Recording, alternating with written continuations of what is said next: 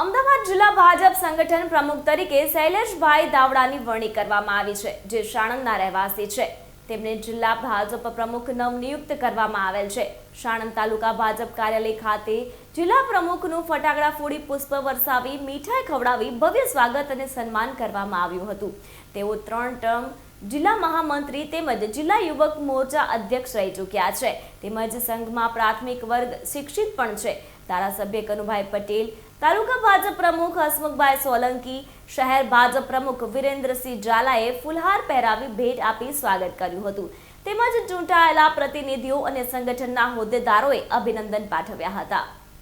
ગુજરાત પ્રદેશ દ્વારા અમદાવાદ જિલ્લાના નવનિયુક્ત પ્રમુખ માટે થઈ અને જે વરણીની વ્યવસ્થા રાખેલી હતી, જેમાં રાષ્ટ્રીય નેતૃત્વ આદરણીય નરેન્દ્રભાઈ મોદી સાહેબ, આપણા સાંસદ અને દેશના ગૃહમંત્રી આદરણીય અમિતભાઈ શાહ સાહેબના માર્ગદર્શનથી પ્રદેશ ભારતીય જનતા પાર્ટીની ટીમે આદરણીય પ્રદેશ અધ્યક્ષ શ્રી રત્નાકર CR પાટીલ સાહેબ, પ્રદેશના સંગઠન મહામંત્રી રત્નાકરજી, અમારા ઝોનના મહામંત્રી રજનીભાઈ પટેલ, અમારા બીજા મહામંત્રી વિનોદભાઈ ચાવડા અને યશસ્વી આપણા રાજ્યના મુખ્યમંત્રી ભૂપેન્દ્રભાઈ પટેલે જ્યારે વિશ્વાસ મૂકી અને આ અમદાવાદ જિલ્લાના પ્રમુખ તરીકેની મને જવાબદારી આપી છે, તે બધાનો હું હૃદયથી આભાર માનું છું.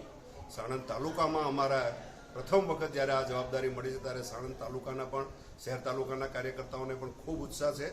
અને છેલ્લા ઘણા સમયથી જ્યારે જિલ્લાની અંદર હું કામ કરું છું, તો સમગ્ર જિલ્લાના સૌ કાર્યકર્તાઓનો ઉત્સાહ છે. અત્યાર સુધી અમારા જિલ્લાની અંદર ભારતીય જનતા પાર્ટીનો જે વ્યાપ વધ્યો છે, એની અંદર આગામી દિવસોમાં આવતી બધી જ સરકારી સહકારી ચૂંટણીઓ, બધી જ તાલુકા પંચાયત, જિલ્લા પંચાયત, વિધાનસભા અને લોકસભાની અંદર હજુ પણ ભારતીય જનતા પાર્ટીનો વ્યાપ વધે, એના માટે અમે કટિબદ્ધ છીએ. સંગઠન બાબતે શું તમારી રણનીતિ રહેશે?